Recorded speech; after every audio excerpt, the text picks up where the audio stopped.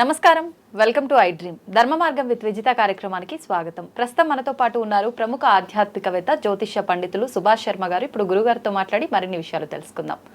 నమస్కారం గురుగారు. గురుగారు, భగవంతుడికి మనం మనస్ఫూర్తిగా భక్తితో ఏదైనా నివేదన చేయవచ్చు అని చెప్పంటూ ఉంటారు నైవేద్యంగా. అంటే ఈ రకంగా చూస్తే భగవంతుడికి మాంసాహారం కూడా నివేదన చెయ్యొచ్చా అని అడిగే వాళ్ళు కూడా ఉంటారు. ఏం చెప్తారండి దానికి మీరు? తప్పకుండా తెలియజేస్తారండి. ముందుగా ప్రేక్షకులందరికీ శ్రీమాత్రే నమః, శ్రీ గురుభ్యో నమః. నమో దేవ్యై మహాదేవ్యై శివాయై సతతం నమః. నమ ప్రకృత్యై భద్రాయై నియతాం ప్రణతాస్మిత. ఇక్కడ మాంసము అన్నదానికి అర్థం ఏంటి అంటే గనక, ప్రపంచంలో జీవరాశుల యొక్క జనన మరణాలు నిర్ణయించేటటువంటి వాడు శివుడు. మనము ఎవరికైనా సరే, మనకు జ్యోతిష్యంలో కానీ, సనాతన ధర్మంలో కానీ, వేదంలో కానీ రెండు రకాలైనటువంటి పద్ధతులు ఉన్నాయి. మీరు అన్నట్టుగా మాంస నైవేద్యాలు పెట్టేటటువంటి పద్ధతులు కొన్ని ఉన్నాయి, సాత్వికమైనటువంటి నైవేద్యాలు పెట్టేటటువంటి పద్ధతులు ఉన్నాయి. ఇక్కడ మాంసము పెట్టాలి, మాంసం పెట్టకూడదు అనేటటువంటి నియమం ఎక్కడా లేదు. అంటే వారి వారి యొక్క కుల వృత్తులను బట్టి, ఆచారాన్ని బట్టి, ఇవన్నీ కూడా కాలాంతరంలో వచ్చినటువంటి విధానాలు. మనము గతంలో చూసుకున్నా కానీ, మనకు త్రేతాయుగంలో చూసుకున్నా, ద్వాపర యుగంలో చూసుకున్నా, ఏ యుగంలో చూసుకున్నా కూడా కొన్ని దేవతలకు తప్పకుండా మాంసపు నైవేద్యాలు పెట్టాలని శాస్త్రంలో చెప్పినటువంటి అంశాలు చాలా రకాలుగా ఉన్నాయి. అందులో ఉగ్రదేవతలు ఉంటారు, శాంతమూర్తులు ఉంటారు. ఉగ్రదేవతలు ఎప్పుడూ కూడా మాంసాన్ని, అలాగే మద్యాన్ని, అలాగే రక్తాన్ని, ఇవన్నిటినీ కోరుకునేటటువంటి దేవతలు కొంతమంది ఉంటే, కొంతమంది దేవతలకు సాత్వికమైనటువంటి నైవేద్యం. అది ఎందుకు ఈ రకమైనటువంటి ఆచారం వచ్చింది అని అంటే కనుక, పూర్వకాలం యుద్ధ ప్రాతిపథ్యం వెళ్ళేటటువంటి సమయాల్లో దేవతలకు తప్పకుండా ఈ మాంసపు బలులను ఇచ్చే యుద్ధ ప్రాతిపథ్యానికి వెళ్ళేటటువంటి అంశాలు ఎక్కువగా ఉండేవి. ఎందుకంటే వాళ్ళని శాంతపరిస్తే యుద్ధంలో విజయం సాధించవచ్చు అని చెప్పేసి కూడా కొన్ని తరహాలలో యుద్ధ ప్రాతిపథ్యంలో ఇలాంటి విధానాలు చెప్పడం జరిగింది. అందులోనూ మానవుని మరణం సంభవించకూడదు అని చెప్పేసి కూడా, ఆ మానవుని మరణానికి ప్రత్యామ్నాయంగా కొన్ని జంతువులను బలిచ్చేటటువంటి సాంప్రదాయాలు కూడా మనకు జాతకంలో ఉన్నటువంటి అంశాలు దాన్ని బట్టి చెప్పుతుంటుంది. అలాగే కొన్ని పూర్వకాల పద్ధతిలో కూడా కొన్ని ఉండేటటువంటి. ఇప్పుడు ఎగ్జాంపుల్గా ఒక వ్యక్తికి అపమృత్యు దోషం కలిగిందండి. అపమృత్యు దోషంలో ఈ వ్యక్తి ఈ సమయంలో మరణిస్తాడు అనుకున్నటువంటి సందర్భాల్లో పూర్వకాలంలో ఏం చేసేవారంటే, ఈ వ్యక్తి మరణించకూడదు అని చెప్పేసి అతనికి ప్రత్యామ్నాయంగా వేరే ఒక జంతువును, లేదంటే ఇంకా వేరే ఇతర పక్షులను, లేదు అంటే ఇంకా ఇతర జీవ జంతువులను తీసుకొని వచ్చి ఇతనికి ప్రత్యామ్నాయంగా దానిని బలిచ్చేసి శాంతపరిచేటటువంటి విధానాలు కూడా మనకు పూర్వకాలంలో ఉండేటువంటి పద్ధతులు ఉన్నాయి. ఇవన్నీ కూడా పూర్వ పద్ధతులు. 100% నిలబడుతుంది. కానీ ఎవరికి ఎంతవరకు రాసి పెట్టిందో అంతవరకు అంటారు కదా గురుగారు? అంటారు. కాకపోతే ఆయుష్ను పెంచుకునేటటువంటి విధానాలు కూడా శాస్త్రంలో మనకు అందించారు కదా. ఇప్పుడు ఎగ్జాంపుల్గా మనకు ప్రతి ఒక్కరి జీవితంలో యమగండ కాలాలు అనేటువంటి కొన్ని ఉంటాయి. ఆ యమగండ కాలాలు వచ్చినప్పుడు మనం ఏంటంటే, చావు చివరి అంచుల దాకా వెళ్ళి మళ్ళీ రిటర్న్ వచ్చేస్తాం. అంటే చావు, అబ్బా నేను ఇంత దగ్గరగా చావును చూసాను రా దేవుడా అని కొన్నిసార్లు మనమే ఫీల్ అవుతూ ఉంటాము. అంటే ఇవన్నీ ఏంటంటే యమగండ కాలాలు. అంటే మన జీవితంలో ఆయుష్ని పెంచుకునేటటువంటి యోగాలు, కొన్ని సాధనాల ద్వారా మనం ఇంకా ఇప్పటికీ కూడా చేసుకునేటటువంటి అంశాలు ఉన్నాయి. ఇప్పుడు ఎగ్జాంపుల్ కోమాలో ఉన్నటువంటి వ్యక్తి, ఇక అయిపోయిందిరా దేవుడా అనుకున్నటువంటి వ్యక్తులకు, లాస్ట్ స్టేజ్ అనుకున్నటువంటి వ్యక్తులు కూడా కొన్ని సందర్భాల్లో బ్రతికి బయట గట్టినటువంటి వారు చాలా మంది ఉన్నారు. అలాంటి వారు నాకు తెలిసినటువంటి వారు కూడా 2-3 ఉన్నారు. అంటే ఇక అయిపోయింది లాస్ట్ స్టేజ్, ఇక వీళ్ళు మళ్ళీ బ్రతకలేరు, వీళ్ళకు వైద్యమే లేదు అనుకున్నటువంటి తరహాలలో కూడా వాళ్ళు కొన్ని సాధనలు చేసి, కొన్ని రెమెడీస్ ఆచరించేసి వాళ్ళు చావు నుంచి బయటపడినటువంటి సంఘటనలు ఉన్నాయి. దాన్నే మనం ఏమంటాము అంటే అపమృత్యు దోషాలు తొలగించుకోవడం అంటాం. అంటే మన జీవితంలో ఉన్నటువంటి అపమృత్యు దోషాన్ని తొలగించుకునేటువంటి పద్ధతులు శాస్త్రంలో చాలా ఉన్నాయి. అందులో ఒక పద్ధతే ఇది. అంటే ఇప్పుడు మీకు ఏదైనా అపాయం జరగబోయేది ఉంది అని అనుకోండి, ఆ అపాయం మీ నుంచి మిమ్మల్ని ఏమి చేయకూడదు అంటే, మీకు ప్రత్యామ్నాయంగా ఏం చేసేవారంటే ఒక జంతువుని బలి ఇచ్చేటటువంటి. ఇప్పుడు ఎగ్జాంపుల్గా మీ జాతకంలో కుజదోషం ఉందండి, మీకు మొదటి వైవాహిక జీవితంలో ఇబ్బందులు వస్తాయి, లేదా వైధవ్యం కలుగుతుందంటే ఇప్పటికీ మనం ఒక చెట్టునిచ్చి పెళ్లి చేస్తూ ఉన్నాము. అంటే ఇప్పటికీ కూడా కొన్ని నమ్మకాలు ఇప్పటికీ మనం పాటిస్తున్నాం కదా. అలాగే పూర్వకాలంలో ఏంటంటే, మీకు ఏదైనా అపాయం జరుగుతుంది, ప్రాణభయం ఉంది, ప్రాణ సంకటం ఉంది అనుకున్నప్పుడు ఏం చేస్తారంటే, మీకు ప్రత్యామ్నాయంగా ఇప్పటికీ కూడా కొన్ని కోడులను బలిస్తూ ఉంటారు. అరే నీ జీవితంలో ఏదైనా ఇబ్బంది ఉంది, లేదా నీకు పెళ్లి కావట్లేదు, లేదా నీ జాతకంలో అపమృత్యు దోషాలు ఉన్నాయి, నీకు ఇప్పటికీ కూడా ఎవరికైనా ఆరోగ్యం బాగా లేకపోతే ఇప్పటికీ కూడా బలులు ఇచ్చేటటువంటి సాంప్రదాయాలు చాలా ఉన్నాయి, అంటే ఆరోగ్యం మెరుగవడానికి. అలాగే ప్రత్యామ్నాయంగా ఒక మనిషి యొక్క జీవితంలో ఉన్నటువంటి ఆయుష్ను పెంచడానికి ఇతర వేరే దానికి బలిచ్చేటటువంటి సాంప్రదాయాలు ఉన్నాయి.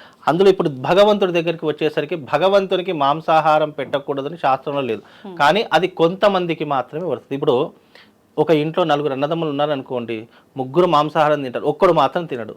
ఎందుకు అంటే ఆ యొక్క వ్యక్తి జీవితంలో మాంసాహారం తినేటటువంటి యోగం అతనికి లేదు అని అర్థం చేసుకుంటాం.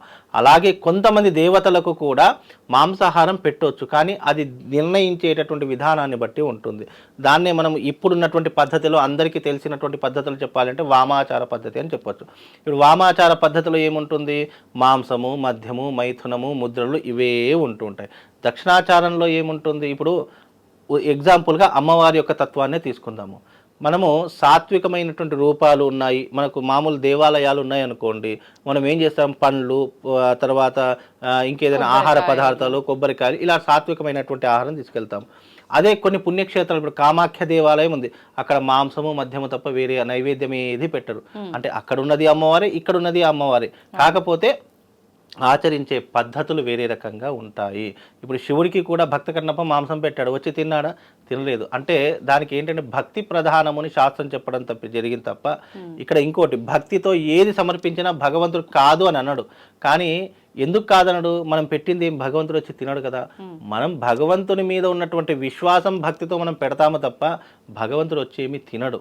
కాకపోతే అది మన భక్తికి ప్రతీక, మన భక్తి చైతన్యాన్ని చాటుకోవడానికి అదొక ఎగ్జాంపుల్గా తీసుకోవాలి తప్ప ఆ భగవంతుడికి అన్నీ తెలుతాయి కదా, మాంసం పెడితే తప్పేంది, అది నీలో ఉన్నటువంటి మూర్ఖత్వానికి దారి తీసేటటువంటి లక్షణాలు ఉంటాయి.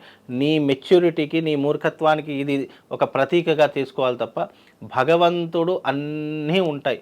భగవంతుడికి మధుమాంసాలు ఉంటాయి, మద్యం ఉంటుంది, కొబ్బరికాయలు ఉంటాయి, పూలు ఉంటాయి, పళ్ళు ఉంటాయి, పాలు ఉంటాయి, అన్నీ పెట్టవచ్చు. కాకపోతే అది నీ యొక్క విచక్షణా జ్ఞానం మీద ఆధారపడి ఉంది.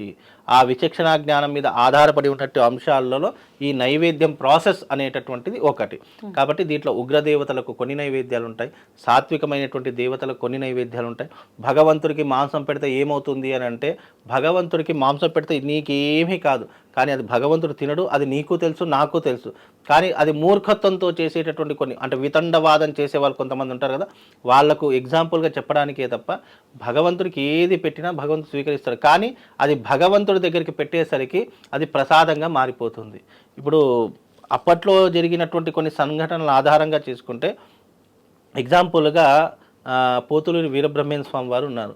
అతను ఆ స్వామివారు ఏం చేశారంటే ఒక దర్గాకి వెళ్ళారండి. ఆ దర్గాలో అక్కడ మధుమాంసాలన్నీ కూడా పెడుతూ ఉంటే, మీ దేవుడు అన్నీ తింటాడు కదా, ఇదిగో ఈ మాంసం కూడా తీసుకోండి అని చెప్పేసి అన్నారట. ఆ మాంసం మీద మూత కప్పింది ఉంది. మూత కప్పి ఉంటే అప్పుడు వాళ్ళందరికీ తెలుసు, కానీ ఎవరు కూడా మాట మాట్లాడలేదు. కానీ అతను సాక్షాత్తు వీరబ్రహ్మేంద్ర స్వామి అంటే సాక్షాత్తు దైవ స్వరూపం. ఆ వ్యక్తి ఏం చేశాడు, సరే అని చెప్పేసి తీసుకోగానే అవన్నీ కూడా పళ్ళు స్వరూపాలుగా మారిపోయాయి. చూసే వాళ్ళందరూ ఆశ్చర్యపోయారు. అంటే భగవంతుడి దగ్గరికి పెట్టేది మనం మాంసం పెడతాం, కానీ అతనికి కనిపించేదంతా కూడా సాత్వికమైనటువంటి విధానంలోనే కనిపిస్తుంది. అది భక్తి చైతన్యాన్ని చాటుకోవడానికే మనం నైవేద్యం పెడతాము తప్ప, పోనీ ఆ నైవేద్యం మనం పెడతాం, మళ్ళీ అది ఎవరు తింటారు, మనమే తింటామో తప్ప భగవంతుడు వచ్చేమి తినడు. కానీ ఆయన చూపుతోటే దాన్ని ఆరగిస్తాడు అలా చెప్తూ ఉంటారు కదా. ఆ చూపుతో ఆరగించేటటువంటి పదార్థాలు ఎలా ఉంటాయి, నువ్వు మాంసం పెట్టినా ఆ స్వామివారికి అది పళ్ళ రూపంలోనే కనిపిస్తుంది, ఆ సాత్వికమైనటువంటి ఆహార రూపంలోనే కనిపిస్తుంది. దాంట్లో ఉన్నటువంటి సాత్వికాన్ని తీసుకుంటాడు తప్ప, ఇప్పుడు నువ్వు తప్పు చేసావని మీ అమ్మగారు మిమ్మల్ని దూరం పెట్టారు కదా, ఒక 2 దెబ్బలు వేసో 2 మాటలు చెప్పో మళ్ళీ మిమ్మల్ని దగ్గర తీసుకుంటారు. అలాగే భగవంతుడు మాంసం పెట్టాడని భక్తుడిని ఎప్పుడు దూరం చేసుకోడు. ఆ జ్ఞానాన్ని తెలుసుకోవడానికి అవకాశం ఇస్తాడు. అవకాశం ఇచ్చినప్పుడు దాన్ని వినియోగించుకోకపోతే ఆ మనిషి జీవితం వ్యర్థమే. ఆ మనిషి మళ్ళీ జన్మలెత్తాలి, మళ్ళీ పుణ్యాన్ని సంపాదించుకోవాలి, మళ్ళీ దైవారాధించుకో, ఇలా మన జీవితం అంతా కూడా రీసైక్లింగ్గా తిరుగుతూనే ఉంటుంది. ఎప్పుడైతే మనిషి జ్ఞానంతో మెలుగుతూ ఉంటాడో, భగవంతుడి యొక్క తత్వాన్ని అర్థం చేసుకుంటాడో, అప్పుడు ఆ మనిషికి మోక్ష మార్గం అనేటటువంటిది కనిపిస్తూ ఉంటుంది. అలా మోక్ష మార్గాన్ని వెతుక్కున్నటువంటి వాళ్ళు చాలా మంది ఉన్నారు. ఇంకా ఈ కలియుగం ఇంకా కొన్ని వేల సంవత్సరాలు ఉంటుంది. ఈ వేల సంవత్సరాల్లో అనేక రకాలైనటువంటి కొన్ని ఘోరాలు చూస్తాము, అనేక రకాలైన పద్ధతులు మాలో మార్పులు చూస్తూ ఉంటాము. ఇప్పుడు మీకు వచ్చినటువంటి ప్రశ్న చాలామందికి వస్తుండొచ్చు, మీ దేవుడు అన్నీ తింటాడు కదా, మాంసం ఎందుకు తినడు? మాంసం తింటాడు, అన్నీ తింటాడు, కానీ ఆ భగవంతునికి పెట్టేటటువంటి శక్తి నీ దగ్గర ఉందా లేదా ఫస్ట్ నువ్వు చూసుకోవాలి. ఆ శక్తి నీ దగ్గర ఉంది అనుకున్నప్పుడు అప్పుడు మాంసం కాదు కదా, నువ్వు ఏ ప్రసాదాన్నైనా కూడా భగవతత్వంగా చూస్తావు. అప్పుడు నీలో ఒక జ్ఞానం అనేటటువంటిది వస్తుంది చూసారా, అప్పుడు ఆ వ్యక్తికి అర్థమవుతుంది ఆ భగవంతునికి మాంసం అనేటటువంటిది పెట్టకూడదు. మాంసము అనేటటువంటిది రాక్షస తత్వంతో కూడుకొని ఉన్నటువంటిది. మాంసం ఎవరు తింటారంటే క్రూరత్వం ఉన్నటువంటి వాళ్ళు, లేదా రాక్షస జాతిలో జన్మించినటువంటి వాళ్ళకు రుచికరమైనటువంటి ఆహారం సహించదు. ఇప్పటికీ మీరు గమనించినట్టయితే పూర్వకాలంలో రాక్షసులందరూ కూడా మధుమాంసాలనే తినేవాళ్ళు. వాళ్ళు సాత్వికమైనటువంటి ఆహారం తినేవాళ్ళు కాదు. ఎందుకు? అది తిని వాళ్ళ యొక్క ఆలోచనలు, వాళ్ళ బుద్ధి, వాళ్ళ యొక్క మైండ్ సెట్ అంతా కూడా రాక్షసతత్వంగా ఉండేటటువంటిది, అంటే క్రూరంగా ఉండేటటువంటిది. అందుకనే ఇప్పటికీ కూడా ఎవరైతే నిరంతరం మాంసకృతులను తింటారో వాళ్ళ యొక్క తత్వాన్ని ఎప్పుడైనా, అంటే వాళ్ళ యొక్క తత్వం ఎప్పుడైనా మీరు గమనించండి, రాక్షసతత్వంగా ఉంటుంది, క్రూరత్వం ఎక్కువగా ఉంటుంది, ఆవేశం ఎక్కువగా ఉంటుంది, కోపం ఎక్కువగా ఉంటుంది, చేసే విధానాలు అన్నిట్లో కూడా కొన్ని అనేక రకాల ఇబ్బందులు ఉంటూ ఉంటాయి. అందుకే మాంసపు కృతులు ఎవరైతే ఎక్కువగా తింటారో వాళ్ళ యొక్క శరీరంలో మజ్జు పెరిగిపోతుంది. అలాగే వాళ్ళ శరీరంలో ఉన్నటువంటి జ్ఞాపక శక్తి, ఆలోచన విధానము, దైవికపరమైనటువంటి ఆలోచన తత్వము అవన్నీ కూడా మెల్లమెల్లగా క్షీణించిపోతూ ఉంటాయి. అందుకే మాంసపు కృత్తులు అనేటటువంటివి ఎవరు తినే ఆదిమాలు, అంటే ఆహారం దొరకనటువంటి పరిస్థితుల్లో చాలామంది బ్రతకడం కోసం అలా తిన్నారు తప్ప ఇప్పుడు అలాంటి అవకాశం ఏం లేదు. అందరికీ ఆహార పదార్థాలు, కానీ కొంతమంది ఇక అది లేకుండా బ్రతికేటటువంటి వాళ్ళు లేరు కాబట్టి కొంతమందికి మాంసం ఉంటేనే ముద్ద దిగుతుంది అనేటటువంటి తత్వంలో కొంతమంది అలవాటు పడిపోయారు కాబట్టి అలాంటి పద్ధతులు అనేటటువంటివి ఇప్పుడు లేవు. కాబట్టి అది వాళ్ళ విచక్షణ జ్ఞానం, వాళ్ళు ఆలోచించేటటువంటి విధానానికి వదిలేసారు తప్ప భగవంతుడికైతే మాంసం పెట్టాలి పెట్టకూడదనేటటువంటి ఆలోచన అసలు అది లేదు. కానీ కొంతమందికి ఉన్నాయి, కొంతమందికి అంటే ఉగ్రదేవతలకు మాంసం మధ్యమే పెడుతూ ఉంటాము, సాత్వికమైనటువంటి వాళ్లకు ఈ కొబ్బరికాయలు, పళ్ళు, మన ఇంట్లో చేసినటువంటి ఆహార పదార్థాలు మాత్రమే పెడుతూ ఉంటాం. అది ప్రాంతీయాన్ని బట్టి, ఆచారాన్ని బట్టి, మనం చేసే విధానాన్ని బట్టి అవన్నీ కూడా రకరకాలుగా మార్పు చెందుతూ ఉంటాయి. ఇప్పటికీ కూడా మనము ఊర పండగ అని చెప్పి చేస్తుంటాం గ్రామ దేవతలకు, వాళ్ళకు కూడా మధుమాంసాలు ఇస్తూనే ఉంటారు. దేవతలకు మాంసం పెట్టకూడదని లేదు, కానీ అది మనం ఆచరించే పద్ధతిని బట్టి అది ఆచరణ చేసుకుంటే బాగుంటుంది. ధన్యవాదాలు గురుగారు. శ్రీమాన్.